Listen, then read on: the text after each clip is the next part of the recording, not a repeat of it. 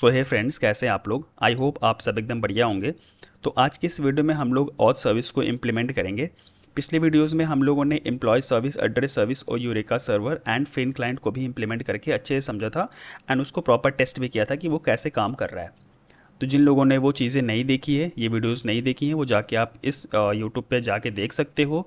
Playlist में वो सारे वीडियोस हमारे उसमें अपडेटेड है। ठीक है। तो आज की इस वीडियो में हम लोग क्या करते हैं, ऑथ सर्विस को इम्प्लीमेंट करते हैं। एंड हाँ, जिन लोगों को नहीं पता मैं उनको बता दूं कि ये हम लोग का एक सीरीज़ चल रहा है spring boot micro services project का, जिसमें हम लोग स्प्रिंग बूट माइक्रो सर्विसेज को स्क्रैच से कैसे क्रिएट करते हैं वो सब चीज़ें हम लोग इसमें सीख रहे हैं। एंड जितने भी माइक्रो सर्विसेज से रिलेटेड कॉन्सेप्ट होते हैं उसको उस सब कॉन्सेप्ट को हम लोग इस वीडियोज़ में कवर कर रहे हैं। तो जिन लोगों को ये सीरीज़ पसंद आ रही है, जिन लोगों को वीडियोस अच्छे लग रहे हैं, जिन लोगों को समझ में आ रहा है वीडियोस, वो प्लीज़ इस चैनल को सब्सक्राइब करना, इस वीडियो को अपने दोस्तों के साथ शेयर करना एंड वीडियो में एक कमेंट ज़रूर करना, जिससे कि मुझे थोड़ा मोटिवेशन मिलता रहेगा। ठीक है। तो चलिए इस वीडियो को शुरू करते हैं एंड अपने इस ऑथ सर्विस को इम्प्लीमेंट करते हैं। तो सबसे पहले मैं दिखा दूं, जो हम लोगों ने तीनों सर्विस को इम्प्लीमेंट कर रखा है, राइट। इसको मैंने अभी तीनों सर्विस को रन कर रखा है यहाँ पे। इसको एक बार टेस्ट कर लेते हैं। ठीक है। तो आते हैं अपने यहाँ पे एंड यूरेका सर्वर को जब आप हम रिफ्रेश करेंगे तो देखो auth service and employees address service and employ service दोनों हमारी यूरेका सर्वर पे रजिस्टर्ड है। एंड इसकी एपीआईज़ को हम टेस्ट करेंगे। तो अगर गेट ऑल एम्प्लॉयज़ को अगर मैं हिट करता हूँ तो मेरे पास एम्प्लॉय और एम्प्लॉय से रिलेटेड उसके जो एड्रेस है वो सब हमारे पास यहाँ पे आ रहे हैं। ठीक है। एंड फोर्थ वाले का एड्रेस नहीं आ रहा है बिकॉज फोर्थ वाले का एड्रेस है ही नहीं हमारे पास डीबी में। तो आप यहाँ पे आओगे तो एम्प्लॉयज़ 4 का जो है, ये एम्प्लॉय 4 है जिसकी आईडी 4 है, इससे रिलेटेड कोई भी एड्रेस हमारे पास नहीं है। ठीक है। इसलिए यहाँ पे कुछ भी नहीं आ रहा है, केवल उसका एम्प्लॉय का डिटेल आ रहा है, एड्रेस नहीं आ रहा है। बट वन वाले का, वन एम्प्लॉय जिसकी आईडी 1 है, उसका एड्रेस भी हमारे पास डीबी में, इसलिए वो हमारे पास शो हो रहा है। ठीक है।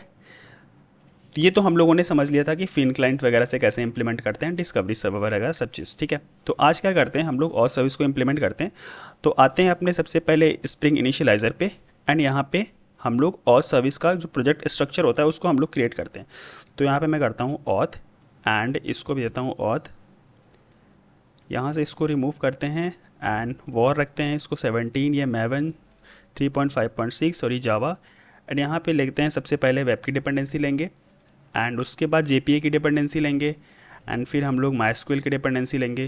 रीज़न क्या है, क्योंकि हम लोग ऑथ सर्विस बेसिकली होता है क्या, ऑथ सर्विस में हम लोग क्या करते हैं, यूज़र से रिलेटेड एपीआईज़ को इसमें क्रिएट करते हैं जो हमारे लॉगिन पर्पज़ से, रजिस्ट्रेशन पर्पज़ से इंपॉर्टेंट होता है। तो जब हम किसी यूज़र को लॉगिन तभी कराएंगे जब वो कहीं ना कहीं सेव होगा, राइट। वो सेव कहाँ होगा, हमारे डेटाबेस में। तो डेटाबेस की हमें डिपेंडेंसी ज़रूर चाहिए इसमें। ठीक है।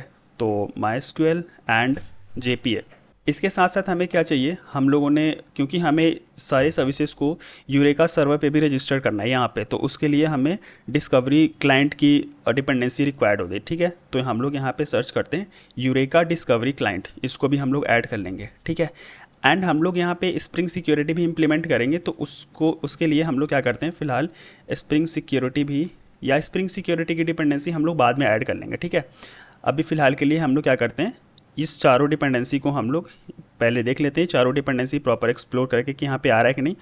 तो जेपीए की है, वेब की है, क्लाइंट की है एंड हमारे पास माइस्क्यूएल कनेक्टर जे, टॉमकैट, इसको तो रिमूव कर देंगे हम लोग बिकॉज हमारे वेब में ये ऑटोमेटिक आता है, ये हमारा टॉमकैट की डिपेंडेंसी।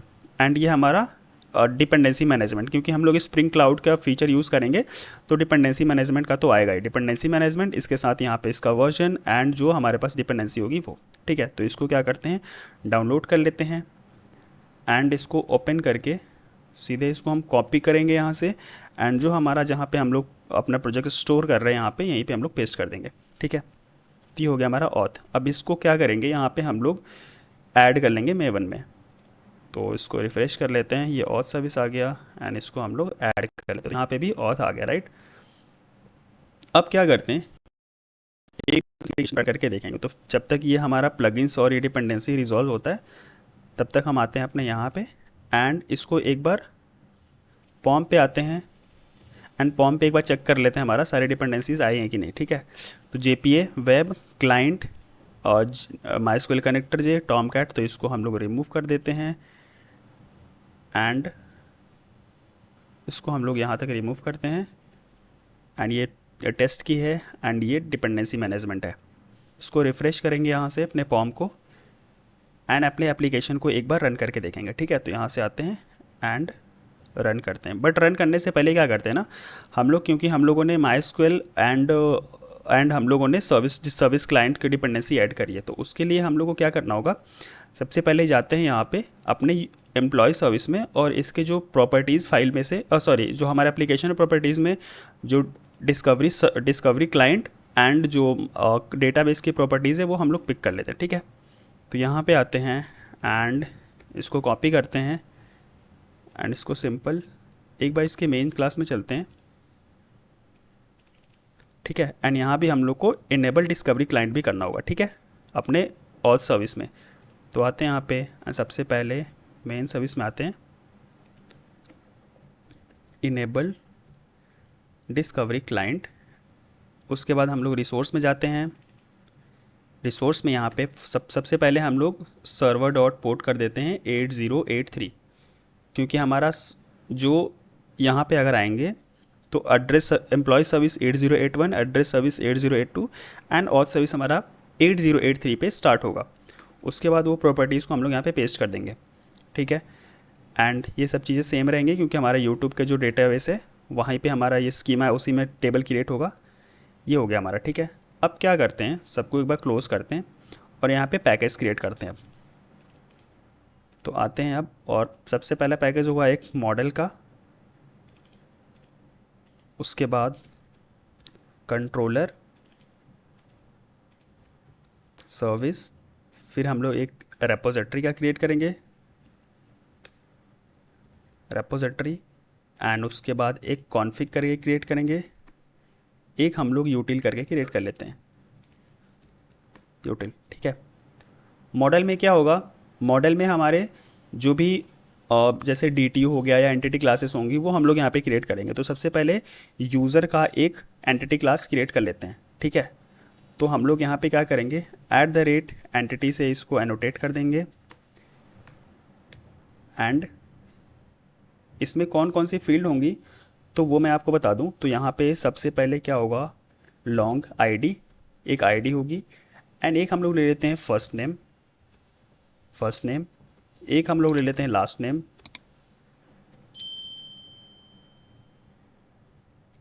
एक हम लोग ले लेते हैं लास्ट नेम, एक ले लेते हैं ईमेल पासवर्ड, एंड एक हम लोग यूज़र नेम भी ले लेंगे। चाहो तो आप ईमेल को भी as a user name use कर सकते हो या यूज़र नेम एक अलग से आप ले सकते हो। ठीक है, एंड एक हम लोग ले लेते हैं रोल्स को भी हम लोग क्या करेंगे, स्ट्रिंग में ही लेते हैं। ठीक है, इस ID को हम लोग क्या करेंगे, @ID से एनोटेट कर देंगे सो दैट कि हमारा एज अ प्राइमरी की हमारे टेबल में स्टोर हो। ठीक है, एंड जनरेटेड वैल्यू को क्या करेंगे, स्ट्रेटजी लगा देंगे आइडेंटिटी वाला। ठीक है, सो दैट कि ऑटोमेटिकली इसकी ID जनरेट हो। ये तो हमारा हो गया। अब इसके साथ साथ हम लोग क्या करते हैं, इसका गेटर सेटर क्रिएट कर लेते हैं। तो जनरेट पे क्लिक करेंगे एंड गेटर सेटर पे एंड इसको क्रिएट कर देंगे। इसी के साथ साथ हम लोग क्या करेंगे, इसका toString मेथड भी क्रिएट कर लेंगे,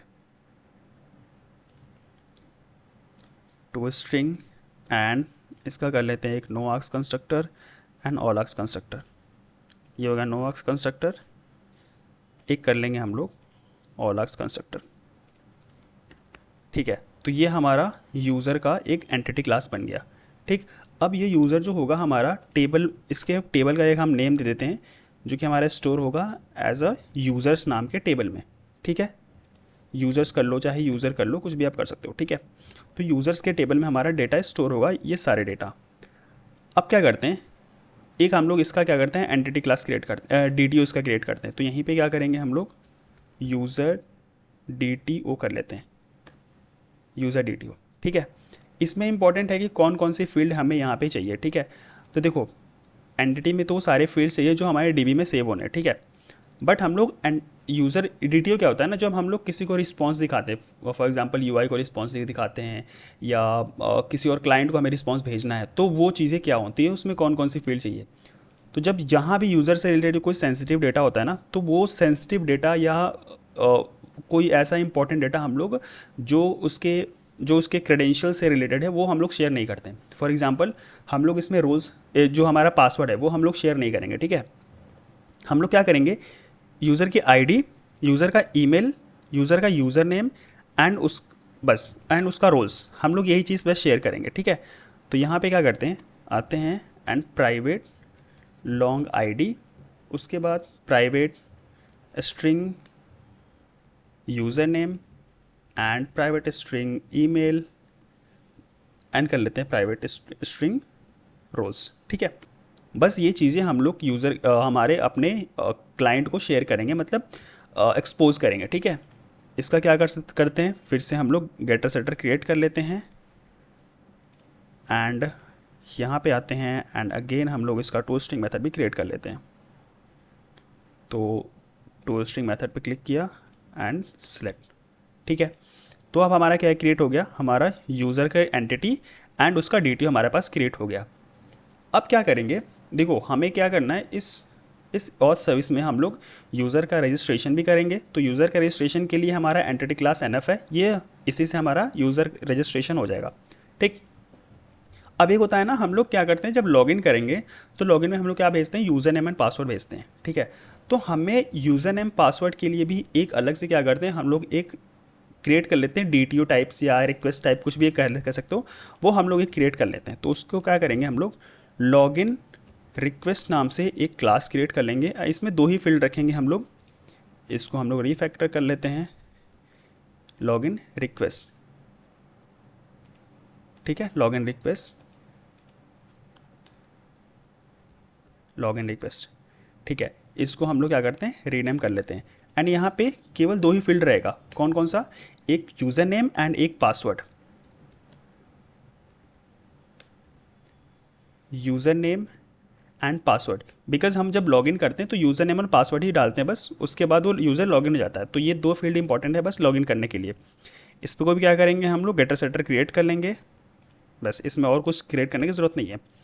तो ये हमारा हो गया लॉगिन से रिलेटेड।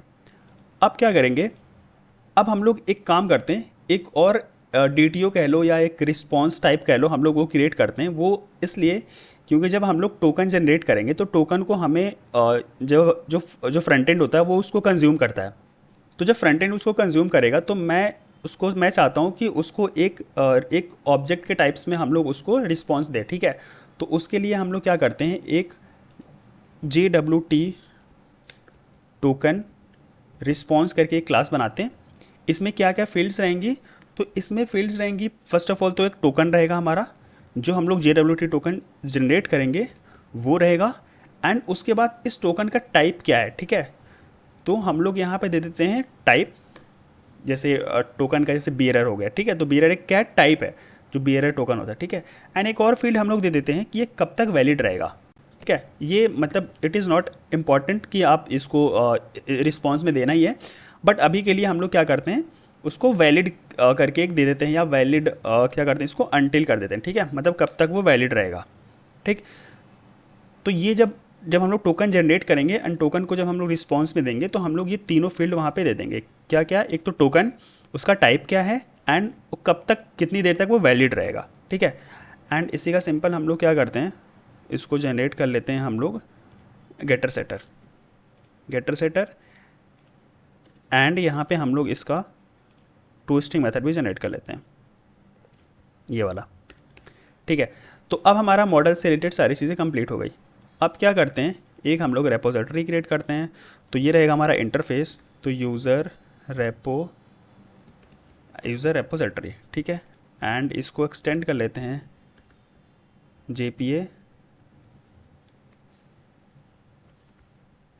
JPA रेपोजिटरी से, जिसमें फर्स्ट हमारा क्या होता है, यूज़र होता है जो हमारा एंटिटी क्लास है एंड दूसरा होता है हमारा उसका प्राइमरी की, वो भी उसका रैपर क्लास, ठीक है। यहाँ पे एक मेथड की रिक्वायरमेंट होगी, वो कौन सी होगी मैं वो आपको बाद में बताऊँगा, ठीक है। तो ये तो हमारा हो गया एंड उसके बाद अब क्या करते हैं, अब हम लोग को क्या करना होगा, यूज़र को रजिस्टर करना होगा। तो उसके लिए हम लोग क्या करते हैं, एक सर्विस में जाते हैं एंड एक यूज़र सर्विस नाम का एक क्लास बनाते हैं एंड इसको @सर्विस से एनोटेट कर देंगे, @सर्विस में।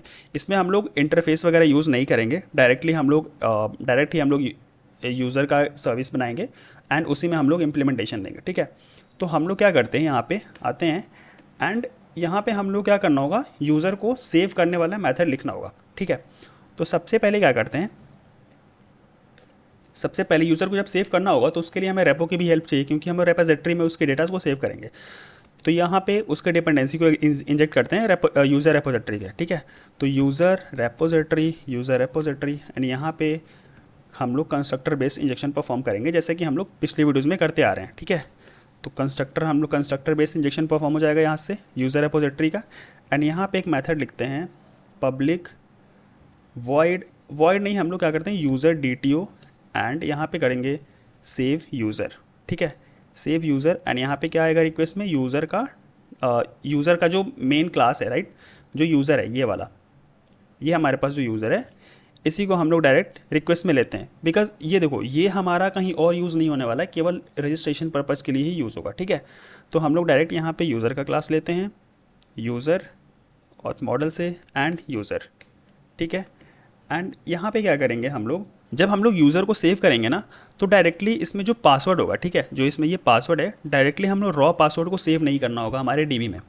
रीज़न क्या है कि अगर उस DB को कोई और एक्सेस करता है, फॉर एग्जांपल या DB हैक्ड होता है, कुछ भी होता है उसमें, तो हमारा पासवर्ड एक्सपोज ना हो, तो हम लोग को ना उस पासवर्ड को इनक्रिप्ट करके हमें DB में सेव करना होता है, ठीक है। वो इनक्रिप्ट कैसे होगा, तो स्प्रिंग सिक्योरिटी का एक फीचर आता है हमारा पासवर्ड इनकोडर का, ठीक है। तो हम लोग पासवर्ड इनकोडर का ही हम लोग यूज़ करेंगे। तो उसके लिए हम लोग को क्या करना पड़ेगा, स्प्रिंग सिक्योरिटी का यहाँ पे डिपेंडेंसी ऐड करनी होगी, ठीक है। तो यहाँ पे आते हैं एंड यहाँ पे यूज़ करते हैं डिपेंडेंसी टैग। एंड यहाँ पे हम लोग क्या करेंगे, सबसे पहले इसी को हम क्या करते हैं, इसको कॉपी कर लेते हैं एंड यहाँ पे आते हैं org.springbootstarter-security, ठीक है, स्प्रिंग बूट स्टार्टर सिक्योरिटी, ठीक। अब इसको एक बार हम लोग रिफ़्रेश कर लेते हैं, ये रिफ़्रेश हो गया। अब आते हैं यहाँ पे एंड हमें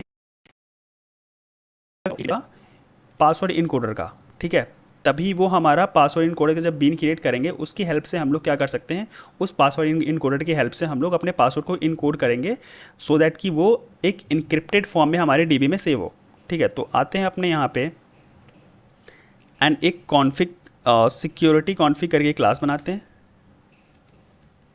सिक्योरिटी कॉन्फिग, एंड इसको एनोटेट कर देंगे हम लोग @कॉन्फ़िगरेशन से, ठीक है। एंड यहाँ पे एक बीन क्रिएट कर लेते हैं हम लोग पब्लिक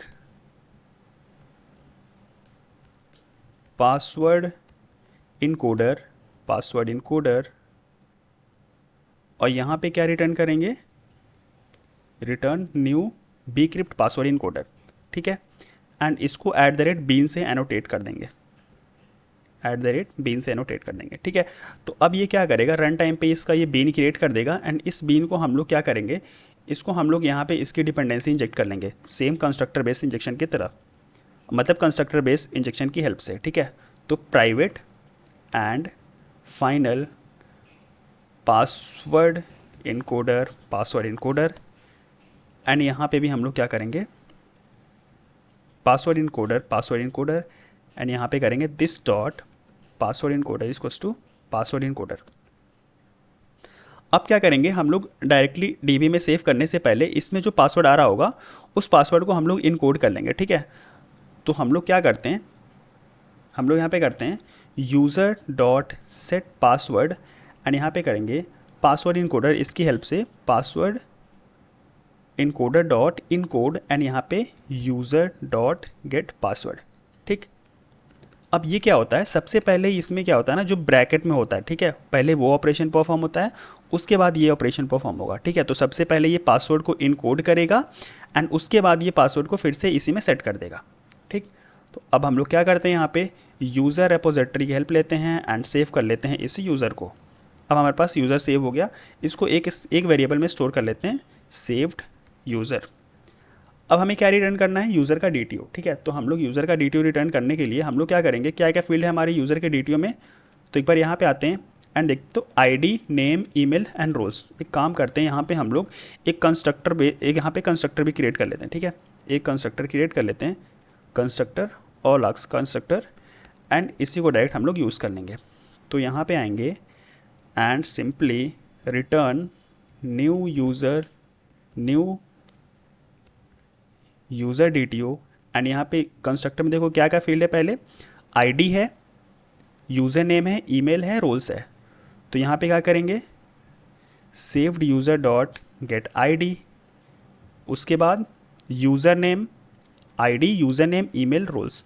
तो ID, user name, email and roles, saved user dot get roles. ठीक, तो ये क्या होगा हमारा, अब ये यूज़र सेव हो जाएगा विद इनक्रिप्टेड पासवर्ड। ठीक है, तो एक बार क्या करते हैं, इसका अब हम लोग कंट्रोलर भी क्रिएट कर लेते हैं। तो यहाँ पे आते हैं एंड एक क्लास बनाते हैं यूज़र कंट्रोलर, एंड इसको क्या करेंगे, @REST कंट्रोलर, एंड यहाँ पे दे देंगे मैपिंग, रिक्वेस्ट मैपिंग, इसको दे देंगे हम लोग ऑथ। ठीक है, ऑथ, क्योंकि ऑथ से रिलेटेड चीज़ें हैं तो यहाँ पे ऑथ दे देते हैं।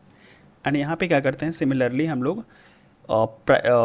लोग यूज़र सर्विस का डिपेंडेंसी इंजेक्ट करते हैं। तो यूज़र सर्विस एंड यहाँ पे करेंगे पब्लिक यूज़र कंट्रोलर एंड यहाँ पे हम लोग क्या करते हैं, सीधे अब पोस्ट मैपिंग लेते हैं, पोस्ट मैपिंग स्लैश सेव करके करते हैं, सेव या रजिस्टर कर लेते हैं, रजिस्टर। ठीक है, एंड यहाँ पे करते हैं public user DTO register user, and यहाँ पे ले लेते हैं @request body यूज़र डायरेक्ट, क्योंकि यूज़र ही ले रहे हैं हम लोग, तो यूज़र एंड यूज़र। ठीक है, एंड यहाँ पे सिंपल क्या करेंगे, यहाँ पे करेंगे user service dot save user, user को पास कर देंगे एंड इसको एक वेरिएबल में यहाँ पे स्टोर कर लेते हैं यूज़र DTO, एंड इसी को हम लोग रिटर्न कर देंगे न्यू रिस्पॉन्स न्यू। अच्छा, यहाँ पे डायरेक्ट हम लोग, क्योंकि यहाँ पे डायरेक्ट यूज़र का DTO रिटर्न करना है, तो यूज़र का DTO लेंगे एंड इसी को हम लोग सिंपली रिटर्न कर देंगे। ठीक है, ये अगर यहाँ पे रिस्पॉन्स एंटिटी वाला वो चीज़ लेते तो यहाँ पे लिखना पड़ता है return new response entity and फिर ये यूज़र DTO एंड उसका स्टेटस। ठीक है, तो आप ऐसे भी कर सकते हो चाहे वैसे भी कर सकते हो, तो काम करते हैं वैसे ही कर लेते हैं। यहाँ पे लेते हैं रिस्पॉन्स एंटिटी एंड यहाँ पे कर लेंगे डायमंड ब्रैकेट में इसको, यहाँ कर देंगे return new response entity and ये हो गया यूज़र का DTO and comma HTTPS status dot created.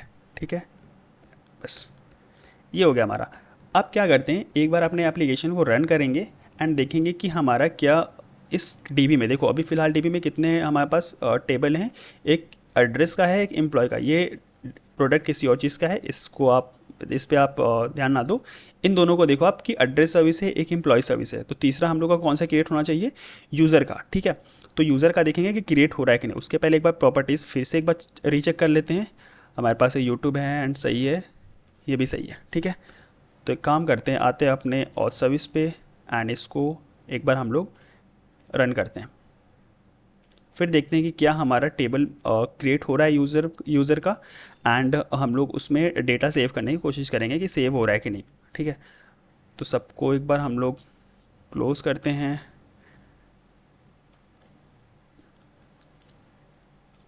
जब तक एप्लीकेशन स्टार्ट हो रहा है तब तक हम लोग आते हैं अपने यहाँ पे एंड इसमें हम लोग एक ऑथ करके हम लोग फोल्डर क्रिएट कर लेते हैं। ठीक है, ऑथ, एंड इसमें हम लोग का फर्स्ट कौन सा रहेगा, सेव करने का, तो रजिस्टर यूज़र एंड ये रहेगा हमारा पोस्ट मैपिंग। इसमें कर लेंगे लोकल होस्ट :8083/auth/रजिस्टर। ठीक है, यहाँ पे आते हैं, ये देखो तो ऑथ सर्विस हमारा क्या हुआ, रजिस्टर हो गया। ठीक है, 8083 पे इस एक बार हम लोग क्या करते हैं, इसका कंट्रोलर में जाके हम लोग URL चेक कर लेते हैं कि हम लोगों ने URLs क्या दिए थे। तो कंट्रोलर में जाएंगे, यहाँ पे है ऑथ, यहाँ पे है रजिस्टर, तो auth-register। अब बॉडी में जाते हैं, यहाँ पे रॉ में जाते हैं एंड यहाँ पे हम लोग एक बार DB में डेटा सेव कराते हैं। तो सबसे पहले क्या क्या लेना है हमें रिक्वेस्ट में, first name, last name, email. तो यहाँ पे आते हैं first name let suppose Satish and last name let's suppose Singh, and एक है हमारा ईमेल, तो ईमेल ले लेते हैं satish@gmail.com। उसके बाद है एक यूज़र नेम ले लेते हैं, लेट्स सपोज सतीश ही रखते हैं इसको भी, सतीश। एंड हम लोग एक पासवर्ड भी चाहिए हम लोग को, तो हम लोग क्या करेंगे, यहाँ पे लेते हैं एक पासवर्ड भी अभी फ़िलहाल के लिए सतीश रखते हैं, बट मेक श्योर करेंगे कि ये पासवर्ड हमारा डीबी में इनक्रिप्टेड फॉर्म में सेव हो। ठीक है, एक बार हम लोग देख लेते हैं कि टेबल क्रिएट हुआ है कि नहीं, तो इसको रिफ्रेश करेंगे तो देखो इस यूज़र टेबल क्रिएट हो चुका है। ID, email, first name, last name, password, roles and user name. ठीक है, एंड एक चाहिए हम लोग को रोल्स, तो यहाँ पे तो रोल्स में दे देंगे, एक दे देंगे एडमिन कॉमा, एक दे देंगे इसको नॉर्मल, मतलब ये एडमिन भी है एंड नॉर्मल भी है। ठीक, एक बार यहाँ पे मैच करा लेते हैं सारे फील्ड्स हैं कि नहीं, तो फर्स्ट नेम लास्ट नेम हो गया, ईमेल भी हो गया, user name, password and roles, सारे फील्ड्स यहाँ पे है। अब इसको एक बार हिट करेंगे, जब हिट करेंगे तो देखते हैं डेटा सेव हो रहा है कि नहीं।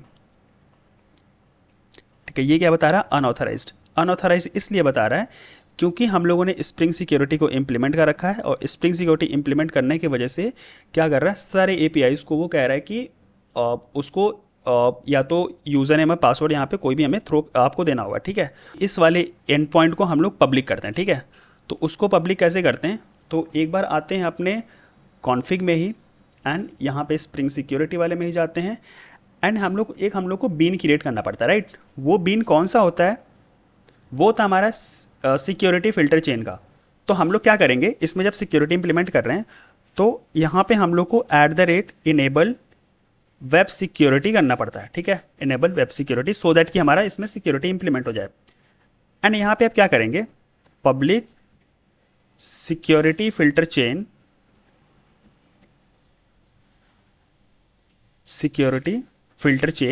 एंड यहाँ पे देते हैं सिक्योरिटी फिल्टर चेन या फिल्टर चेन कह लो, एंड यहाँ पे एक आता है HTTP सिक्योरिटी। ठीक है, HTTP सिक्योरिटी जो कि आता है org.spring-framework-security-config annotation वेब बिल्डर से। ठीक है, ये ले लेते हैं एंड इसको कर लेते हैं HTTP, एंड इसमें क्या करेंगे, अब यहाँ पे हम लोग को इसका बीन क्रिएट करना होगा। तो इसको बीन के लिए हम लोग सबसे पहले तो क्या करेंगे, इसमें @bean से नोटेट कर देंगे, और यहाँ पे उसके कॉन्फ़िगरेशन लिखना होंगे। ठीक है, तो सबसे पहला कॉन्फ़िगरेशन होता है कि हम लोग इसके CSRF को क्या करें, डिसेबल कर दें। तो ये CSRF, और यहाँ पे कर लेते हैं C, और यहाँ पे ये लैम्डा यूज़ करेंगे तो C डॉट डिसेबल। ठीक है, बट यहाँ पे एरर दे रहा है, ये बोलेगा एक्सेप्शन के लिए। ठीक है, तो हम लोग क्या करते हैं, add exception to method signature यहाँ पे। ठीक, अब देखो यहाँ पे क्या कर रहा है, ये आप ग्रीन करके कुछ हो गया इसका लाइन, ये बोल रहा होगा कि इसको यहाँ पे हम लैम्डा की जगह इसको रिप्लेस कर सकते हैं। तो हम क्या करेंगे, replace lambda with method reference, तो ये हो जाएगा हमारा। ठीक है, अच्छा ये CSRF होता क्या है, CSRF पे एक और वीडियो में लाऊंगा कभी, बट अभी फिलहाल के लिए मैं बता दूं, ये होता है क्रॉस साइट रिक्वेस्ट फॉर्जरी। इसका मतलब कि कोई भी अटैकर जो होता है वो आपके बेसिस पे आपका क्रेडेंशियल यूज़ करके आपके जो डेटा होता है उसको वो स्टील कर सकता है। ठीक है, तो ये होता है हमारा CSRF। By default spring security हमारा CSRF को हैंडल करता है, बट फिलहाल के लिए अभी तक हम लोग क्या कर रहे हैं, अभी हम लोग इसको CSRF को डिसेबल करते हैं। ठीक, उसके बाद हमें एक होता है हम लोग का ऑथराइज HTTP रिक्वेस्ट। ठीक है, अब इस HTTP रिक्वेस्ट में हमें क्या होता है, जो हमारे पास जिस URL को हमें पब्लिक करना है, जिस URL को हमें चाहते हैं कि ऑथेंटिकेट हो, वो सबको यहाँ पे इसका कॉन्फ़िगरेशन देना होता है। ठीक है, तो इसमें क्या करते हैं हम लोग, एक REQ नाम का एक वेरिएबल लेते हैं, एंड यहाँ पे जो हमें जिस APIs को हमें पब्लिक करना है, राइट, उसको यहाँ पे हमें मेंशन करना होता है। तो हम लोग करते हैं REQ डॉट रिक्वेस्ट मैचर्स, और यहाँ पे पास कर देंगे उसका URL। तो उसका URL का था -auth-register। ठीक है, यहाँ पे जाओगे तो ये auth-register, तो इसको हम चाहते हैं पब्लिक करना। ठीक है, तो इसको करेंगे डॉट परमिट ऑल। ठीक है, इसको हमने कर दिया डॉट परमिट ऑल। अब ये क्या होगा, ये जो रिक्वेस्ट होगा वो हमारा परमिट हो जाएगा, मतलब ये सबके लिए अवेलेबल होगा। इसमें सिक्योरिटी इंप्लीमेंट, इसमें हमें यूज़र नेम पासवर्ड की ज़रूरत नहीं होगी। ठीक है, एंड उसके बाद मैं चाहता हूँ कि और कोई भी रिक्वेस्ट आए, डॉट एनी रिक्वेस्ट डॉट कर देंगे उसको ऑथेंटिकेटेड, ठीक है, सो दैट कि इसके अलावा और भी कोई रिक्वेस्ट आए तो वो ऑथेंटिकेट हो जाए, ठीक। अब क्या करेंगे हम लोग, अच्छा अब ये इंप्लीमेंट कर रहे हैं तो इस पूरे कॉन्फ़िगरेशन को हम लोग कंप्लीट ही कर लेते हैं, राइट। अब क्या होता है हम लोग को यहाँ पे सिंपल, जब हम लोग सिक्योरिटी फिल्टर चेन को इंप्लीमेंट करते हैं तो जब हम लोग लॉग इन करेंगे तो उस टाइम हमें क्या करना होता है, हम लोग को वेरीफाई करना होता है कि जो यूज़र ने लॉगिन आईडी मतलब यूज़र ने वो पासवर्ड डाला है वो हमारा वैलिड है कि नहीं, ठीक है। तो उसको हम लोग कैसे चेक करते हैं, उसके लिए हम लोग को एक ऑथेंटिकेशन मैनेजर की बेंच चाहिए होती है। वो ऑथेंटिकेशन मैनेजर क्या करता है, हमारा यूज़र डिटेल्स की हेल्प लेता है, मतलब वो कॉन्सेप्ट मैं भी क्लियर करूंगा सब आपको, लेकिन वो एट द एंड क्या करता है, वो यूज़र डिटेल्स की हेल्प लेता है और वो हमारे डेटाबेस से डेटा को फेच करता है, वेरीफाई करता है, ठीक है। तो फिलहाल के लिए इसको यहीं पे भी रखते हैं। अभी क्या करते हैं, हम लोग अपने इस सर्विस पे आते हैं एंड एक माई यूज़र डिटेल्स करके एक क्लास बनाते हैं, ठीक है, माई यूज़र डिटेल्स। अब ये क्या करेगा, माई यूज़र डिटेल्स, इस क्लास को बनाने का पर्पज़ क्या है, हम लोग का जब सिक्योरिटी जब हमारा यूज़र नेम एंड पासवर्ड जब वेरीफाई होता है, ठीक है, तो वो एक ऑब्जेक्ट रिटर्न करता है और उस ऑब्जेक्ट का टाइप होता है यूज़र डिटेल्स, जो कि हमारा स्प्रिंग सिक्योरिटी का होता है, ठीक है। तो हम लोग क्या करेंगे, वो एक तरह का इंटरफेस है, तो हम लोग यहाँ पे करेंगे यूज़र डिटेल्स, ये देखो सिक्योरिटी कोड से आ रहा है, ठीक है। इसको हम लोग इंप्लीमेंट करते हैं। रीज़न क्या है, क्योंकि मैं चाहता हूँ कि जब ये रिटर्न हो, ठीक है, जब ये यूज़र डिटेल्स रिटर्न हो तो इसकी जगह हम अपना यूज़र नेम एंड पासवर्ड अपना रिटर्न करें, सो दैट कि वो यूज़ हो, राइट, ना कि ये। तो हम लोग इसको क्या करते हैं, इसको यहाँ पे आओगे, आप इम्प्लीमेंट करोगे तो कुछ मेथड्स को इम्प्लीमेंट करने के लिए बोलेगा, ठीक है।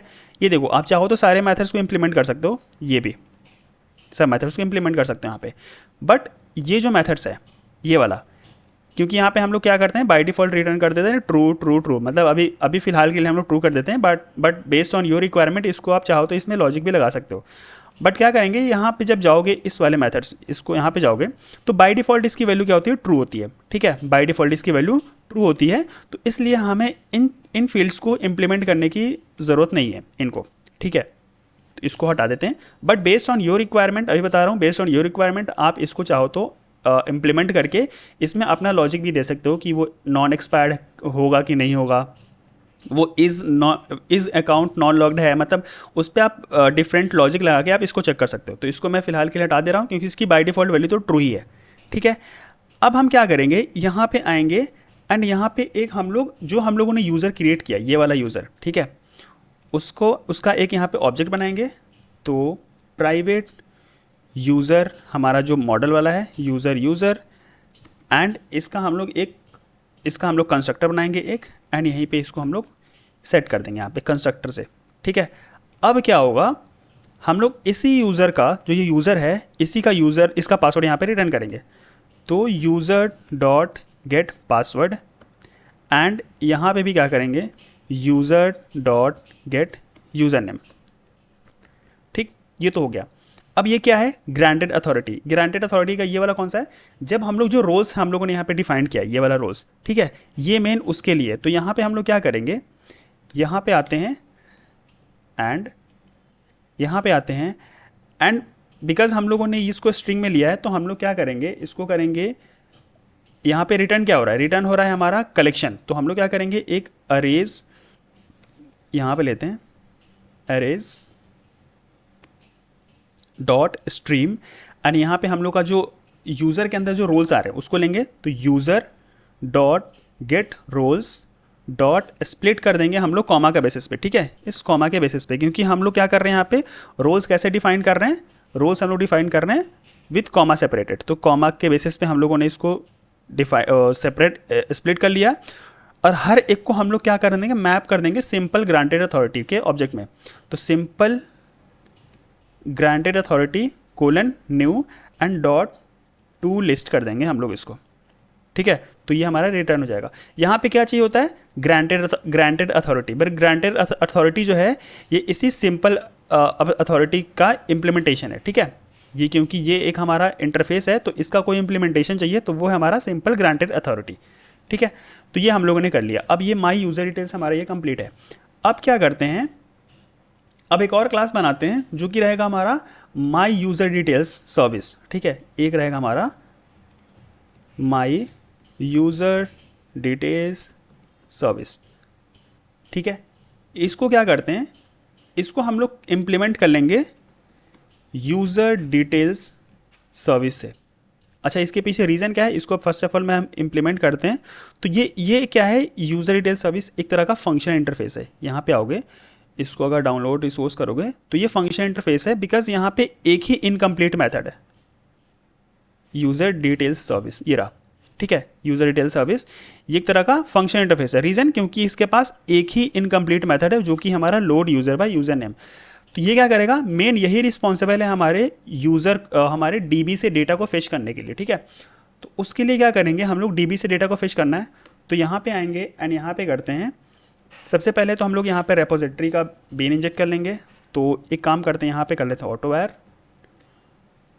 ऑटो ऐड एंड यहाँ पे कर लेते हैं प्राइवेट यूज़र रेपोजिटरी एंड यहाँ पे कर लेंगे user repository dot find by user name and ये यूज़र नेम यहाँ पे पास कर देंगे। ठीक है, बट ये तो हमारे में है ही नहीं डेटा में, राइट। तो हम लोग क्या करेंगे, इसका एक ऑप्शनल वाला क्लास बना लेते हैं। ठीक है, इसका एक यहाँ पे आते हैं एंड इसको कर देते हैं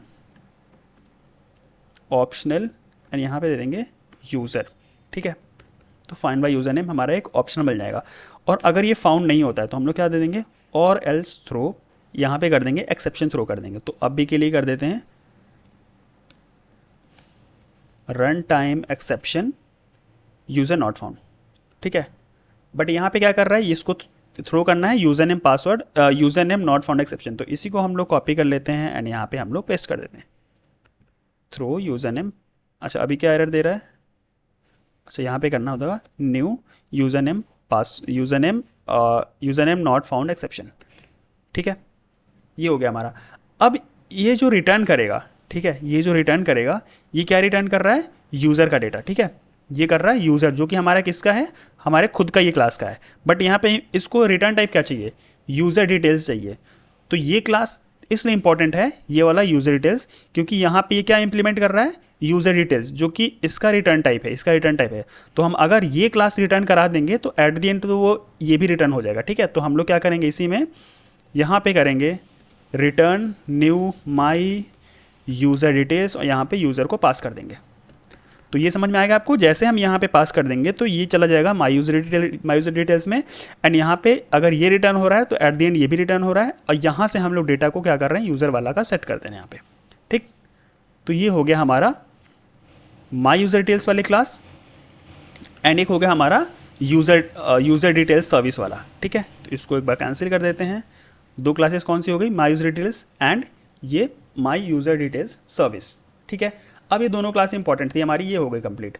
अब क्या करेंगे, अब हम लोग जाते हैं अपने इस कॉन्फ़िगरेशन वाले पार्ट में एंड यहाँ पे देखेंगे कि और हमें कौन कौन सी बीन की रिक्वायरमेंट होगी। ठीक है, तो हम लोगों ने जो ये क्लास बनाई माई user details and my user details service, इसको हमें कहीं ना कहीं यूज़ भी करना होगा, राइट। जब हम लोग लॉगिन करते हैं तो वहाँ पे ऑथेंटिकेशन मैनेजर की हेल्प चाहिए होती है। तो एक बार आप चलते हैं यहाँ पे एंड मैं आपको यहाँ पे दिखाता हूँ कि कैसे हमारा ऑथेंटिकेशन मैनेजर वाला काम करता है। तो देखो, जब भी आप लॉगिन करोगे ना, तो जब आप लॉगिन करोगे तो वहाँ पे क्या होता है ना, ऑथेंटिकेशन मैनेजर के पास रिक्वेस्ट जाती है और वो ऑथेंटिकेशन मैनेजर क्या करता है, जो इसके पास एक मेथड है डॉट ऑथेंटिकेट करके। ठीक है, ये सबसे पहले क्या है, ये जो है हमारा ऑथेंटिकेशन मैनेजर, ये प्रोवाइडर मैनेजर का एक इंस्टेंस है। ठीक है, वो अभी हम लोग जब कोड करेंगे तो वहाँ पे मैं आपको दिखाऊंगा। तो ये ऑथेंटिकेशन मैनेजर क्या है, ये प्रोवाइडर मैनेजर का एक इंस्टेंस है और इसके पास बहुत सारे ऑथेंटिकेशन प्रोवाइडर है। ठीक है, इस प्रोवाइडर मैनेजर के पास बहुत सारे ऑथेंटिकेशन प्रोवाइडर है, उसमें से एक है हमारा डाओ ऑथेंटिकेशन प्रोवाइडर। ठीक है, इसके पास हमारे पास क्या है, डाओ ऑथेंटिकेशन प्रोवाइडर। और इस डाओ ऑथेंटिकेशन प्रोवाइडर क्या करता है, हमारा ये बहुत सारे टोकन ऑथेंटिकेशन टोकन का यूज़ करता है, जिसमें से हमारा एक user name password authentication token. तो जब भी हम लोग जब टोकन जनरेट करते हैं तो वहाँ पे क्या करते हैं, सबसे पहले हम चेक करते हैं कि वो यूज़र है कि नहीं। तो वो यूज़र है कि नहीं कैसे चेक होगा, तो डॉट ऑथेंटिकेट मेथड है इसका, बट एट द एंड वो आता है इसका, क्योंकि इंस्टेंस इसका है। ठीक है। और इसके पास डिफरेंट तरह के ऑथेंटिकेशन प्रोवाइडर है, जिसमें से एक है हमारा डाउ ऑथेंटिकेशन प्रोवाइडर, और ये हमारा सपोर्ट करता है user name password authentication token को, जिसमें हम लोग यूजर नेम एंड उसका पासवर्ड देते हैं।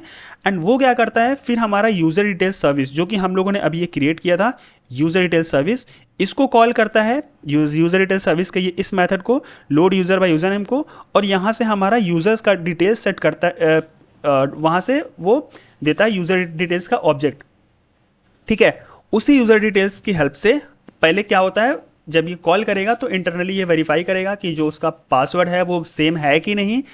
रीज़न ये है क्योंकि जब हम लोग जो पासवर्ड एंटर कर रहे हैं वो पासवर्ड हम लोग रॉ पासवर्ड एंटर करते हैं लॉगिन करते टाइम, बट हमारे डीबी में क्या होता है, एनक्रिप्टेड पासवर्ड सेव होता है, तो दोनों को वो मैच करता है। तो मैच करने के लिए पासवर्ड इनकोडर का एक मेथड है डॉट मैचेस। ठीक है, पासवर्ड इनकोडर का ही एक मेथड है डॉट मैचेस।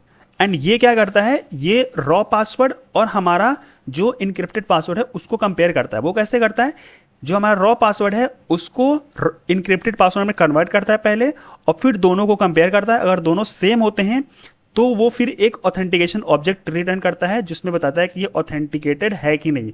अगर ये ट्रू रहता है तो ऑथेंटिकेटेड है, अगर ट्रू नहीं है तो वो ऑथेंटिकेटेड नहीं है, मतलब वो यूजर नेम और पासवर्ड सही नहीं है। ठीक है, तो ये इंटरनल वर्किंग होता है हमारा authentication manager dot authenticate method का ये पार्ट। ठीक है, तो उसको हम लोग कैसे करेंगे वो हम लोग अभी कोड में देखेंगे, तो वहां पे और अच्छे से समझ में आएगा। तो अभी आते हैं हम लोग अपने इस सिक्योरिटी कॉन्फ़िग में, एंड इसको सबको क्लियर हटाते हैं पहले यहाँ से, एंड यहाँ पे आते हैं। एंड हमें अभी क्या चाहिए, एक ऑथेंटिकेशन मैनेजर का ऑब्जेक्ट। ठीक है, तो यहाँ पे आते हैं एंड एक हम लोग बीन बनाते हैं, बीन, एंड यहाँ पे आएंगे एक बनाएंगे पब्लिक ऑथेंटिकेशन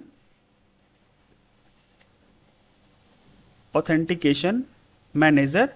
यहाँ पे कर लेते हैं ऑथेंटिकेशन मैनेजर, एंड यहाँ पे आएगा ऑथेंटिकेशन कॉन्फ़िगरेशन। यहाँ कर लेते हैं कॉन्फ़िगरेशन, और ये एक्सेप्शन थ्रो करता है, तो हम लोग क्या करते हैं, या अभी पता चल जाएगा आपको। यहाँ पे आते हैं एंड इसको सिंपल यहाँ से रिटर्न करेंगे configuration dot gate authentication manager.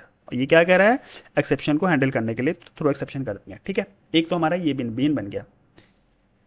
दूसरा हम लोग क्या करते हैं, हम लोग यहाँ पे ना एक डॉट यूज़र डिटेल्स सर्विस भी यूज़ होता है बेसिकली, क्योंकि यही जब हमारा क्या करता है, इंटरनली डीबी से कनेक्ट होता है और उसको वहाँ से यूज़र का डेटा फेच करता है। तो यहाँ पे जब यूज़र डिटेल्स करोगे तो इसको चाहिए यूज़र डिटेल्स का ऑब्जेक्ट। ठीक है, तो उसके लिए भी हम क्या करते हैं, यहाँ पे एक बीन बनाते हैं एंड यहाँ पे करेंगे यूज़र डिटेल्स सर्विस, एंड यहाँ पे कर देंगे return knew my user details service. क्यों किया, क्योंकि ये जो है, ये जो माई यूज़र डिटेल्स है वो इम्प्लीमेंट कर रहा है हमारा यूज़र डिटेल्स सर्विस को, और ये यूज़र डिटेल्स सर्विस हमारा इसको रिटर्न टाइप है।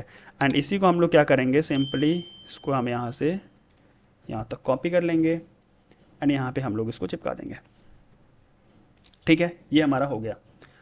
उसके बाद हम लोग क्या करेंगे, डॉट HTTP बेसिक हम लोग क्या करेंगे, ये भी हम लोग कर देते हैं customiser dot with defaults, default वाला जो हमारा रहेगा वो यहाँ पे यूज़ कर लेगा। एंड यहाँ पे कर देंगे रिटर्न HTTP डॉट बिल्ड।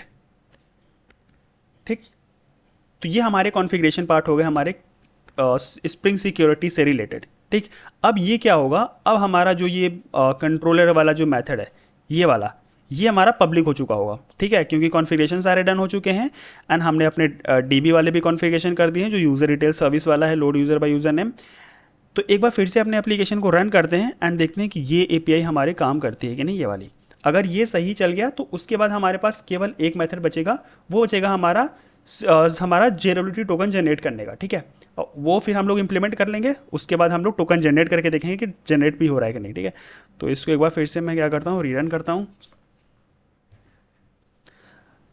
अभी तक हमारे पास डीबी में जो ये यूज़र्स का टेबल है, इसमें अभी कुछ भी नहीं है। ठीक है, एक हम लोग बस डेटा सेव करने जा रहे हैं यहाँ पे।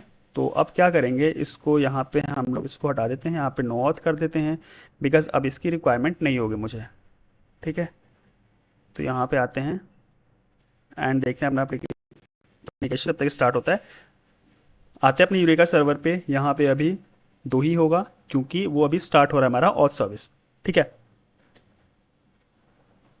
तो ऑथ सर्विस हमारा स्टार्ट हो चुका है। अगर आपने यूरेका सर्वर पे आएंगे तो यहाँ पे देखोगे तो ऑथ यहाँ पे रजिस्टर हो चुका है, ठीक है। अब आते हैं अपने इस पोस्टमैन पे, अब इसको हिट करते हैं। तो जैसे आप इसको हिट करोगे, अभी भी दिखा रहा है हमारा अनऑथराइज्ड। इसके पीछे रीज़न क्या है, यहाँ पे आते हैं एंड एक बार हम लोग चेक करते हैं यहाँ पे।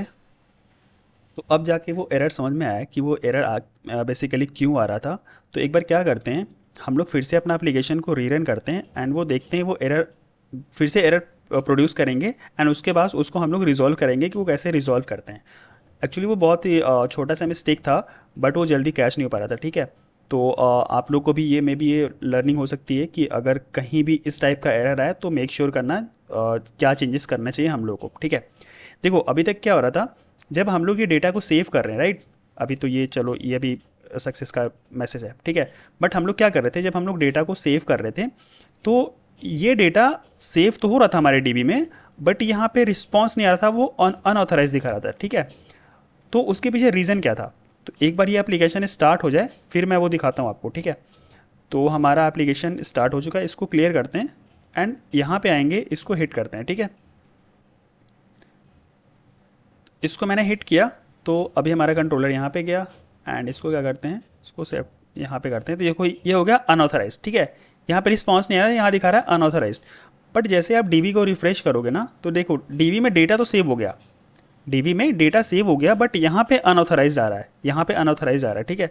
तो इसके पीछे रीज़न क्या था, फर्स्ट ऑफ ऑल मैं इसको क्या करता हूँ, डिलीट करता हूँ यहाँ से, इसको अप्लाई एंड फिनिश करता हूँ। तो अभी यहाँ पे देखेंगे तो कोई भी डेटा नहीं है, ठीक है। इसके पीछे रीज़न ये है, हम लोग क्या कर रहे थे जब हम लोग ये यूज़र डीटीओ बनाया, ठीक है, यहाँ पे केवल और केवल सेटर मेथड है, देखोगे आप केवल सेटर मेथड है, हम लोगों ने गेटर मेथड क्रिएट ही नहीं किया है। तो इसलिए वो हमारा एरर आ रहा था, वो गेट जब हम लोग गेट करते हैं ना तो वो वहाँ पे गेट ही नहीं हो पा रहा था, जिसकी वजह से वो रिस्पॉन्स में वैल्यू उसकी नल जा रही थी, ठीक है। तो यहाँ पे जनरेट पे क्लिक करते हैं, गेटर सेटअप पे क्लिक करते हैं और सबको हम लोग गेटर सेटअप क्रिएट करते हैं। और एक काम और करते हैं, आप लोग यहाँ पे ऑलास कंस्ट्रक्टर है, हम लोग नोआक्स कंस्ट्रक्टर भी क्रिएट कर लेते हैं, ठीक है। अगर रिक्वायरमेंट होगी तो हम लोग वो यूज़ कर लेंगे। अब क्या करते हैं, फिर से अपने एप्लीकेशन को हम लोग सॉरी ठीक है, इसको आते हैं हम लोग, इसको एक बार पॉज करते हैं और डायरेक्ट हम लोग आपकी रन करेंगे, ठीक है। तुम्हारा ऑथ सर्विस पॉज हो गया, आपके डायरेक्ट रन करेंगे, आपके डीबग मोड में नहीं चलाएंगे। तो यहाँ पे आते हैं अपने सर्विस पे, कंट्रोल यहाँ से डीबगर भी हटा देते हैं, यहाँ से एंड यहाँ से। एंड अब जब हम लोग रन करेंगे तो हमारा एप्लीकेशन में कोई भी इशू नहीं आएगा और वहाँ पे अनऑथराइज का भी इशू नहीं रहेगा, ठीक है। तो इसको हम लोग क्या करते हैं, सबको एक बार हम लोग क्लोज ऑल टैब्स करते हैं, चलते हैं अपने यहाँ पोस्टमैन पे एंड एक बार स्टार्ट हो जाए हमारा एप्लीकेशन, फिर हम लोग उसको हिट करेंगे। इसके बाद हम लोगों को क्या बचेगा, केवल जेएलब्ल्यूटी टोकन जनरेट करने का वाला फीचर बचेगा। तो इस पर क्लियर करते हैं एंड अब हम लोग अपने एप्लीकेशन को यहाँ पे फायर करते हैं यूआरएल को। तो देखो अब हमारा जनरेट हो गया। तो हम लोगों ने क्या किया था, आईडी सेट कराया था वहाँ पे, user name, email and roles. हम लोगों ने पासवर्ड को सेट नहीं करा था, बट हमारे पास पासवर्ड किस में सेव होगा, हमारा इनक्रिप्टेड फॉर्म में। तो यहाँ पे जब सेट करोगे तो ये देखो पासवर्ड इनक्रिप्टेड फॉर्म में है।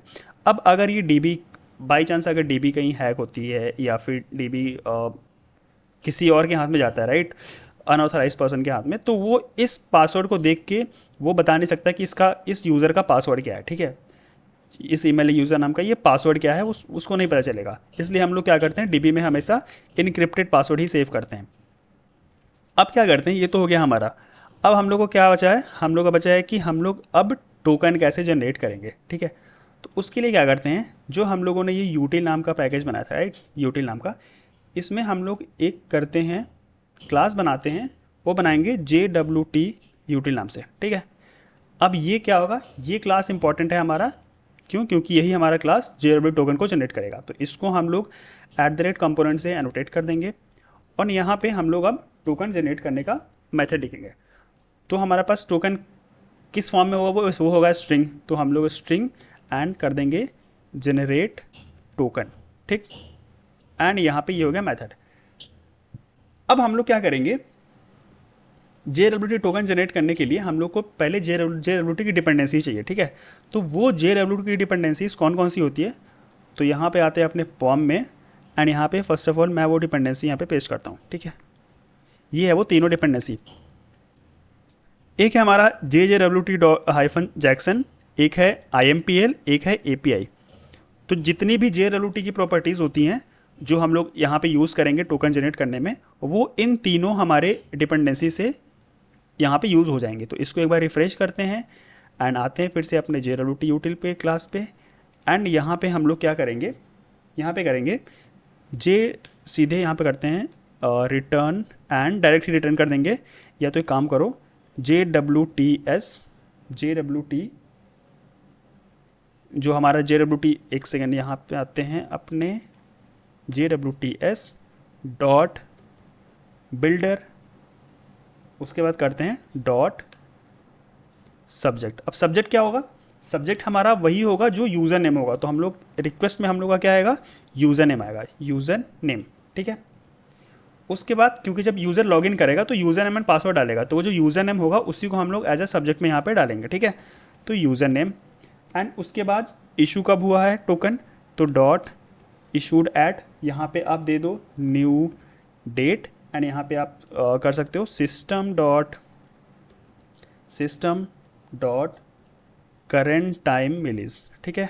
डॉट एक्सपायरेशन यहाँ पे हम डाल सकते हैं, तो एक्सपायरेशन कब होना चाहिए, हम लोग कर सकते हैं इसको लेट सपोज करो 5 मिनट्स के लिए, ठीक है। तो यहाँ पे कर देंगे डॉट 60, ये 1000 इंटू 60 मतलब हो गया ये होगा 1 सेकेंड, और 60 मतलब 60 सेकेंड, 60 सेकेंड मतलब 1 मिनट, और 1 मिनट को 5 से मल्टीप्लाई कर देंगे तो हो जाएगा 5 मिनट, ठीक है।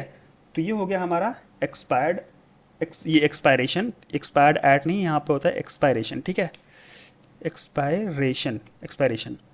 एंड इसके बाद हम लोग क्या करना होता है, हम लोग यहाँ पे चाहे तो हम लोग क्लेम्स भी सेट कर सकते हैं, जैसे डॉट क्लेम्स। ये क्लेम्स होता है, क्लेम्स होता क्या है, क्लेम्स बेसिकली आप एक मैप भी क्रिएट कर सकते हो, लाइक यहाँ पे कर सकते हो map of string and object, ठीक है। यहाँ पे कर लो claims equals to new hash map, और यहाँ पे क्लेम्स में कुछ भी सेट कर सकते हो, डॉट पुट लेट सपोज करो मैं यहाँ पे डालना चाह रहा हूँ ईमेल, ठीक है। तो ईमेल क्या हो जाएगा, ईमेल मैं डालना चाह रहा हूँ जैसे satish@gmail.com, ठीक है। तो यहाँ पे आप जो इन्फॉर्मेशन देना चाहते हो उस यूज़र से रिलेटेड, या आप चाहते हो कि उस टोकन में वो इन्फॉर्मेशन रहना चाहिए, तो यहाँ पे आप क्लेम्स में पुट कर सकते हो, नहीं तो इसकी कोई ज़रूरत भी नहीं है, ठीक है। तो बाय डिफ़ॉल्ट मैं इसको क्या करता हूँ, इस क्लेम्स को यहाँ पे मैं सेट कर देता हूँ। उसके बाद क्या है, उसके बाद हमें इस टोकन को ना साइन करना पड़ता है, ठीक है। मतलब साइन का मतलब कि जब टोकन जब कहीं भी यूज़ होगा तो वो एक वैलिड टोकन होना चाहिए, उसमें कुछ एल्गोरिदम हम लोग को सेट करना पड़ता है, ठीक है। तो उसके लिए क्या करना पड़ता है, हम लोग को एक उस चीज़ के लिए हम लोग को एक कह सकते हो कि एक सीक्रेट की ज़रूरत होती है, ठीक है। तो हम लोग एक सीक्रेट की यहाँ पे यूज़ कर लेते हैं, तो public static final string and यहाँ पे ले लेते हैं सीक्रेट की, एंड यहाँ पे आप कुछ भी ले सकते हो सीक्रेट, ठीक है। तो हम लोग कर लेते हैं जैसे ऐसे कुछ भी,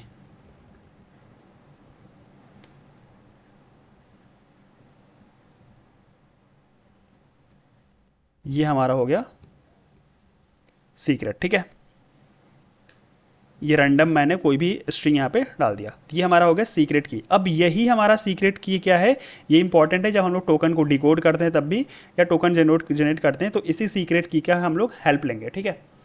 तो यहाँ पे करेंगे dot sign with, and sign with में हम लोग क्या करेंगे, एक गेट की नाम, एक हम लोग एक की यहाँ पे रिटर्न करना होता है, तो हम लोग क्या करेंगे, एक गेट की नाम से एक मेथड बना लेंगे और इसी को डॉट कॉम्पैक्ट कर लेंगे, तो ये हमारा टोकन रिटर्न कर देगा। जो इसका रिटर्न टाइप होगा वो भी स्ट्रिंग ही आएगा, तो हम इसको सिंपली रिटर्न कर देंगे। बट हमें अब ये मेथड चाहिए, ठीक है, गेट की। तो हम लोग क्या करते हैं, यहाँ पे जनरेट, इसी के नीचे क्या करते हैं प्राइवेट, एंड यहाँ पे कर लेंगे की, जो कि आएगा हमारे स्प्रिंग सिक्योरिटी से, और यहाँ पे कर लेंगे गेट की, ठीक है। तो ये मेथड हमारा यहाँ पे आ जाएगा। ये क्या कह रहा है, ये कह रहा है हमारा map of string and object, ठीक है। ये है हमारा string and required type string,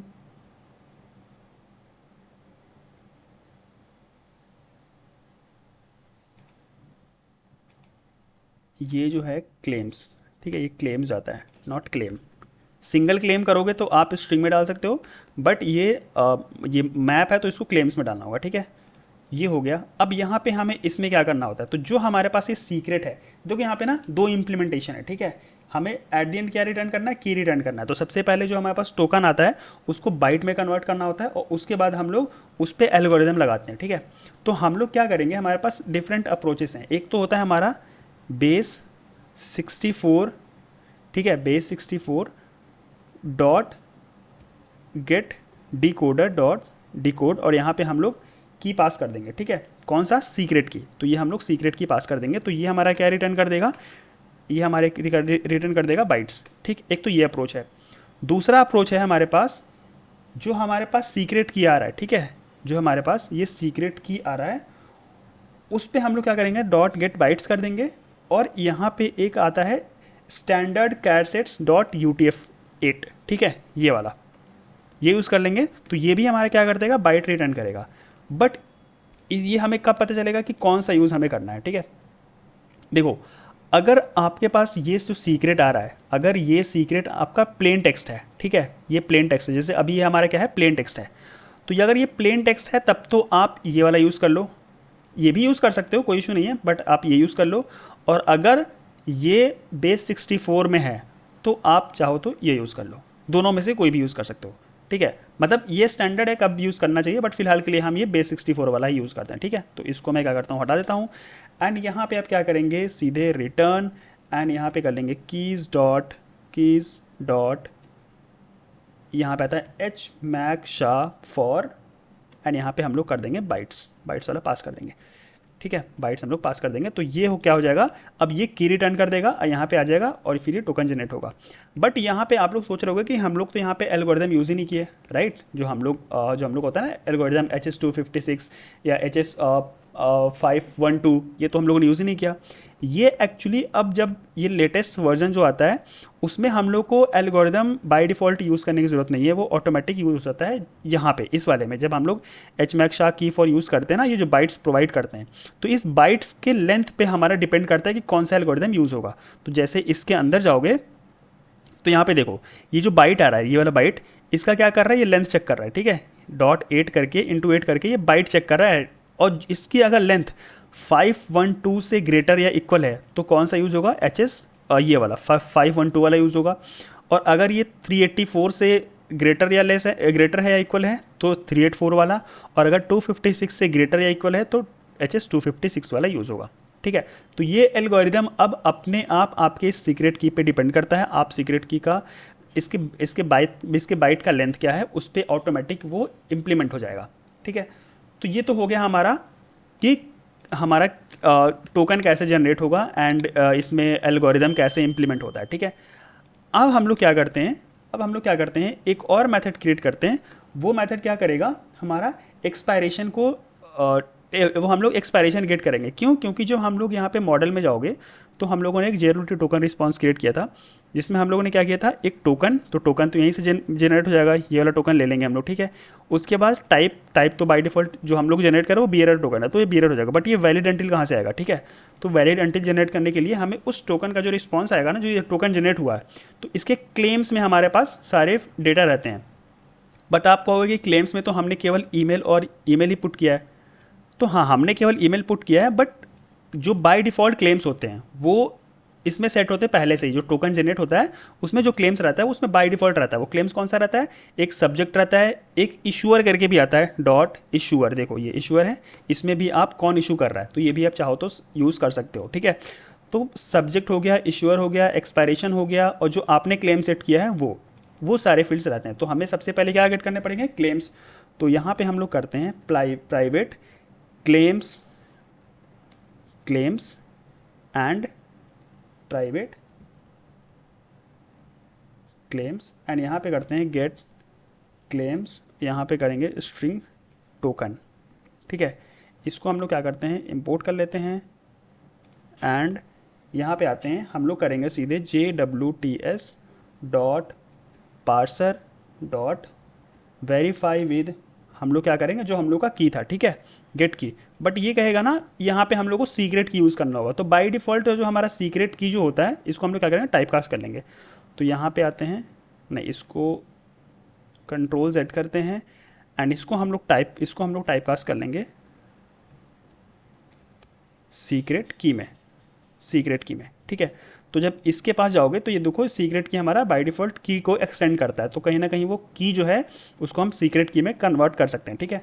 उसके बाद यहाँ पे की पास कर दिया, डॉट यहाँ पे कर देंगे बिल्ड डॉट पार्स साइनिंग, यहाँ पे होगा हमारा parse signed token claim, parse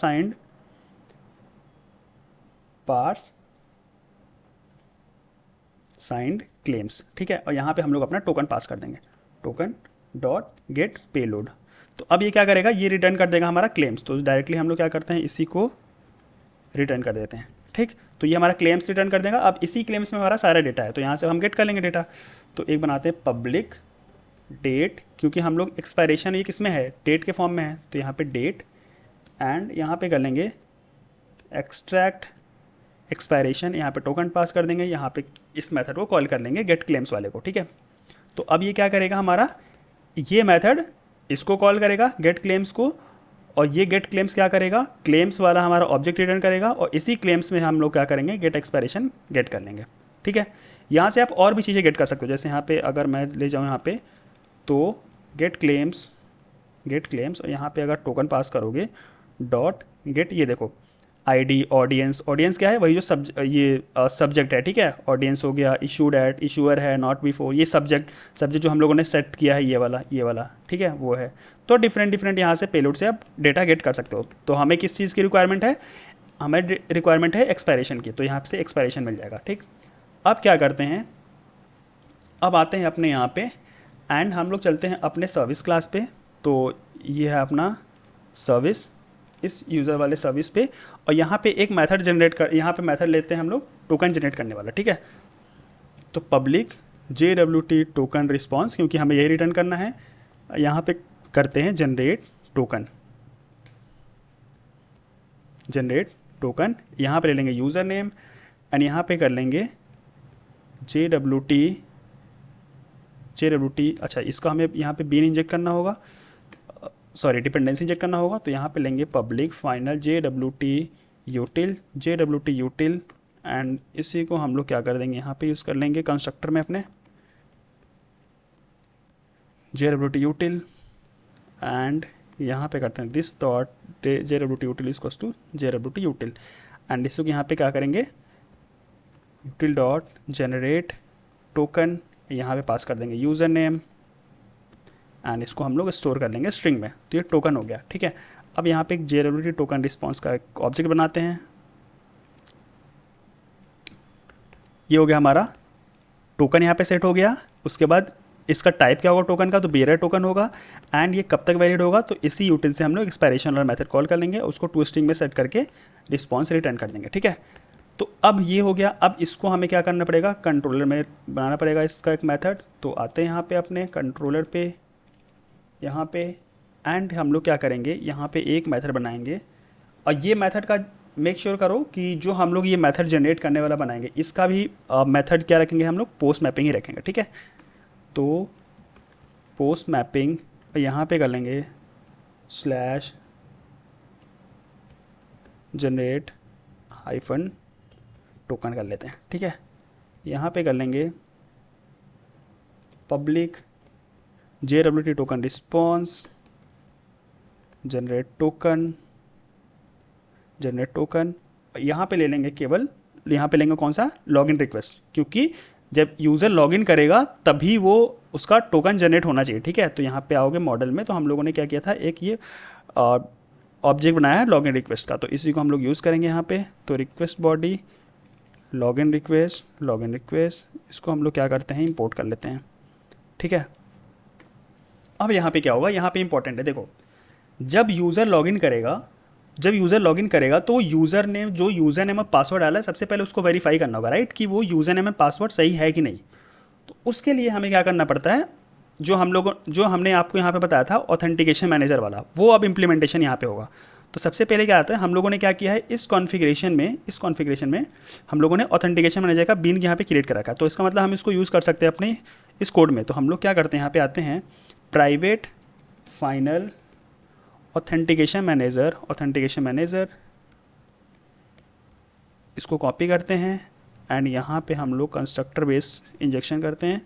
this dot authentication manager is equals to authentication manager, इसको हम लोग कॉपी करेंगे एंड यहाँ पे करेंगे authentication manager dot authenticate, and यहाँ पे लेंगे हम लोग new user name password authentication token, यहाँ पे पास कर देंगे login request dot get user name comma login request dot get password.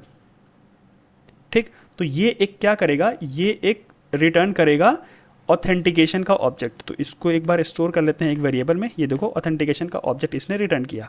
ठीक, तो अब आप जब यहाँ पे जाओगे ऑथेंटिकेशन मैनेजर डॉट ऑथेंटिकेट, यहाँ पे ये वाला, तो देखो ये तो इंटरफेस है, तो इसका कुछ तो इम्प्लीमेंटेशन होना चाहिए ना, राइट। तो जो मैं आपको बोल रहा था प्रोवाइडर मैनेजर, ठीक है, प्रोवाइडर मैनेजर, और यहाँ पे आओगे डायरेक्टरी पे क्लिक करोगे आप, तो आप कहीं पे भी यहाँ पे क्लिक कर लो आप, तो आओगे यहाँ पे और प्रोवाइडर मैनेजर, ये देखो प्रोवाइडर मैनेजर एक क्लास है जो कि इसका इम्प्लीमेंटेशन है। ठीक है, इसका इम्प्लीमेंटेशन है और इसमें होगा एक डॉट ऑथेंटिकेट मेथड, क्योंकि ये इम्प्लीमेंट कर रखा है जो क्लास है, तो इसमें इसका कंप्लीट करना होगा इसके मेथड को। तो यहाँ पे आप सर्च करोगे ऑथेंटिकेट, ठीक है, तो ये देखो ऑथेंटिकेट मेथड है। ये क्या कर रहा है, ऑथेंटिकेशन ले रहा है। ऑथेंटिकेशन क्या है, ये हमारा जो user name password authentication token है वो कहीं ना कहीं इसको यूज़ कर रहा होगा। तो हम लोग क्या करेंगे, कंट्रोल शिफ्ट F करते हैं, यूज़र नेम पासवर्ड, यहाँ पे आते हैं अपने इस कंट्रोलर पे जाते हैं एंड इसको आप यूज़ करोगे तो ये देखो user name password authentication token है। ये टोकन ये किसको एक्सटेंड कर रहा है, अब्स्ट्रैक्ट ऑथेंटिकेशन टोकन को, और इस पर आप क्लिक करोगे तो ये देखो आ रहा है ऑथेंटिकेशन। ठीक है, यानी ये कहीं ना कहीं ऑथेंटिकेशन का ही ऑब्जेक्ट है। ठीक है, तो इसलिए हम लोग यहाँ पे क्या किए हैं, इसका user name password authentication token लिए है एंड ये हमारा क्या रिटर्न करेगा, ऑथेंटिकेशन का ऑब्जेक्ट। तो जो हम लोग यहाँ पे एक्सप्लेन किए थे कि ऑथेंटिकेशन मैनेजर क्या है, प्रोवाइडर मैनेजर का एक इंस्टेंस है जिसके पास डिफरेंट तरह के ऑथेंटिकेशन प्रोवाइडर हैं, जिनमें से एक है ऑथेंटिकेशन प्रोवाइडर, और ये क्या करता है, एक user name password authentication token का यूज़ करता है एंड इसकी हेल्प से क्या करता है, ये इंटरनली कॉल करेगा फिर इसको यूज़र नेम यूज़र डिटेल्स वाले मेथड को, जो कि है load user by user name, और ये डेटा को फेच करेगा डीबी से, वो फेच करेगा। उसके साथ साथ ये क्या करता है, वेरीफाई करता है कि जो पासवर्ड यूज़र ने डाला हुआ है वो और जो डीबी में है वो सेम है कि नहीं। अगर सेम है तो उसको एक ऑथेंटिकेशन का ऑब्जेक्ट रिटर्न करेगा। वो ऑथेंटिकेशन का ऑब्जेक्ट हमारा पहले चेक करेंगे कि अगर वो डॉट ऑथेंटिकेटेड है तो हम लोग टोकन जनरेट कराएंगे, नहीं तो एक्सेप्शन दे देंगे। ठीक है, तो यहाँ पे आते हैं, यहाँ पे करेंगे इफ़ ऑथेंटिकेशन डॉट, हम लोग करेंगे इज़ ऑथेंटिकेटेड, अगर ऑथेंटिकेटेड है, ठीक है, तो हम लोग करेंगे यहाँ से सिंपल रिटर्न, यहाँ पे करेंगे user service dot generate token and यहाँ पे कर देंगे user name login request dot user name, क्योंकि वो यूज़र नेम के बेसिस पे वो टोकन जनरेट करेगा। नहीं तो हम लोग क्या करेंगे, एल्स में क्या कर देंगे, एल्स हम लोग कर देंगे एक्सेप्शन थ्रो कर देंगे, तो throw new run time exception invalid credential कर देंगे हम लोग, या सीधे कर सकते हो इनवैलिड क्रेडेंशियल या इनवैलिड यूज़र नेम पासवर्ड। तो अब ये क्या करेगा, अब ये हमारा कर देगा कि जब अगर क्रेडेंशियल सही नहीं होगा तो वो एक्सेप्शन थ्रो कर देगा। तो एक्सेप्शन को भी क्या एक काम करते हैं, एक्सेप्शन को भी हम लोग हैंडल कर लेते हैं। एक्सेप्शन को हैंडल करने के लिए क्या करेंगे, हम लोग जो पहले हम लोगों ने यूज़ कर रखा है, राइट, एम्प्लॉय में, ये करते हैं, यहाँ से कॉपी करते हैं एक्सेप्शन का पूरा पैकेज, कंट्रोल C करते हैं, यहाँ पे आते हैं अपने इस मेथड में एंड यहाँ पे कंट्रोल V कर देते हैं। ठीक, ये एक्सेप्शन है एंड यहाँ पे हम लोग कर देंगे बैड रिक्वेस्ट एक्सेप्शन को थ्रो करा देंगे, थ्रो बैड रिक्वेस्ट एक्सेप्शन, ये कर देगा इनवैलिड क्रेडेंशियल। तो ये बैड रिक्वेस्ट एक्सेप्शन यहाँ पे जाएगा एंड बाय डिफ़ॉल्ट 402 या 401 दे देगा ये, या 402, ठीक है, या 403 जो भी होगा इसका बैड एक्सेप्शन का, ये बैड रिक्वेस्ट वाले का, बैड रिक्वेस्ट का क्या है हमारा 400 है, तो 400 ये थ्रो कर देगा। ठीक है, हालांकि आप जो भी आप चाहो तो अनऑथराइज भी दे सकते हो या कोई भी दे सकते हो, वो आपके ऊपर है।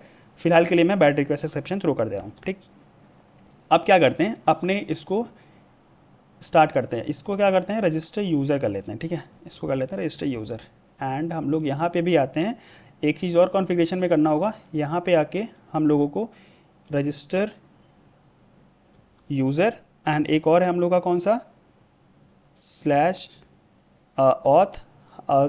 ऑथ स्लैश जनरेट टोकन, ये वाला slash auth slash generate token, इसको भी हमें पब्लिक करना होगा। नहीं तो अगर पब्लिक नहीं करेंगे तो इसको एक्सेस करने के लिए हमारे पास यूज़र नेम पासवर्ड आएगा, बट हमें ये मेन तो यही है, हमारा यूज़र नेम पासवर्ड डालेंगे तभी टोकन जनरेट होगा, राइट। तो अब क्या करते हैं, इसको फिर से एक बार रीरन करते हैं एंड अब देखते हैं कि अब हमारा टोकन जनरेट हो रहा है कि नहीं, ठीक है। तो अब क्या करते हैं, यहाँ पे आते हैं एंड इसमें एक रिक्वेस्ट जनरेट करते हैं, इसका नाम देते हैं हम लोग जनरेट टोकन, इसको करते हैं पोस्ट, यहाँ पे करते हैं local host colon 8083 slash auth slash generate token, ठीक है। एंड यहाँ पे आएंगे एंड यहाँ पे कर देते हैं हम लोग सतीश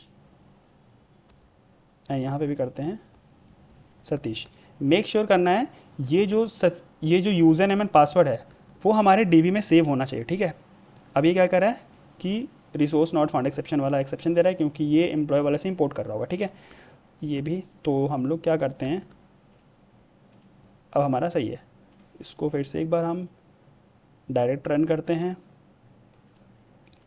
ये क्या होगा, आप ध्यान रखना इसको कि ये जो यूज़र नेम एंड पासवर्ड है ये हमारा कहाँ से होना चाहिए, डीबी में प्रेजेंट होना चाहिए। जो डीबी में हमारे पास क्या है, ये सतीश है, यूज़र नेम एंड पासवर्ड भी हम लोगों ने सतीश ही डाला था, ठीक है।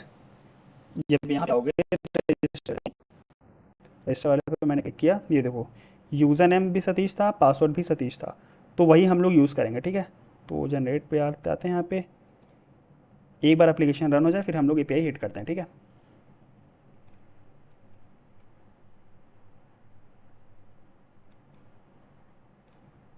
एप्लीकेशन हमारा स्टार्ट हो चुका है। अब यहाँ पे आएंगे एंड इसको जब हम हिट करेंगे फिर से हमारा अनऑथराइज्ड बता रहा है, ठीक। तो एक काम करते हैं, आते हैं यहाँ पे HTTP medias not supported exception plain text char is not supported. तो हमारा ये इशू क्या है, बेसिकली हमारा ये पोस्टमैन का इशू था, बिकॉज कोड में अभी मैंने कोई भी चेंजेस नहीं किए हैं, ठीक है। इशू ये आ रहा था कि अब जैसे इसको मैं डिलीट करता हूँ, ठीक है, इसको मैं डिलीट करता हूँ एक बार एंड यहाँ पे मैं एक बार फिर से पोस्ट यूज़ करता हूँ, ये रिक्वेस्ट यूज़ करता हूँ यहाँ पे, जिसको करेंगे जनरेट टोकन एंड यहाँ पे लेते हैं हम लोकल होस्ट कोलन 8083 स्लैश, देखो जैसे ये सजेशन आ रहा है, ठीक, मतलब मैंने पहले ये यूज़ कर रखा है वो कभी, तो इस पर जस्ट क्लिक करेंगे तो मेरे पास पहले से ये बॉडी एंड एवरीथिंग ये आ रहा है, ठीक है। यहाँ पे तो सही है, सब रॉ में है, यहाँ भी जेसन में है, ठीक है। यहाँ पे जेसन में नहीं था, ये टेक्स्ट में, ठीक है। तो यहाँ पे हम लोग क्या करेंगे, इसको जेसन पे क्लिक कर देंगे, अब ये देखो सही हो जाएगा। तो इसमें हम यूज़ कर लेंगे सतीश, यहाँ पे सतीश, ठीक है। तो अब क्या होगा, ये देखो ये पोस्ट हो गया। अब ये हम लोग क्या करेंगे, अब इसको जब मैं हिट करूँगा तो मेरे पास प्रॉपर इसका आउटपुट आ जाएगा, ठीक है। तो इसको मैं हिट करता हूँ एक बार, देखो आ गया, ठीक है। तो ये तो होगा, मतलब वो इशू हो सकता है कभी कभी, आप देख लेना अगर ये प्लेन इस फॉर्मेट में नहीं आ रहा, मतलब ये देखो ये थोड़ा रेडिश में है, ये थोड़ा ब्लूइश में है, ठीक है, ऐसे आना चाहिए जेसन वाला ऑब्जेक्ट। अगर प्लेन आता तो सब ब्लैक ब्लैक रखते हैं तो मे बी वो इशू हो सकता है, वो पोस्टमैन का इशू होता है, कभी कभी वो ऑटोमेटिक हो जाता है सही। तो ये तो हो गया हमारा, अगर हम लोगों ने यूज़र नेम एंड पासवर्ड अगर सही डाला है तो। बट व्हाट इफ़ अगर हम यूज़र नेम सतीश रखते हैं, पासवर्ड में एक और एस लगा देते हैं, तो क्या होना चाहिए, एक्सेप्शन थ्रो करना चाहिए। तो इसको मैंने रन किया, ये देखो अनऑथराइज दे दिया, बट यहाँ पे एक्सेप्शन हैंडल नहीं हुआ, ठीक है।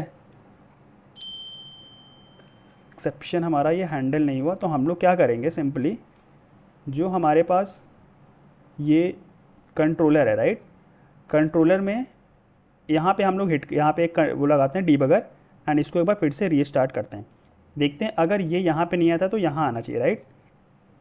देखते हैं ये एक्सेप्शन क्यों नहीं थ्रो कर रहा फिर,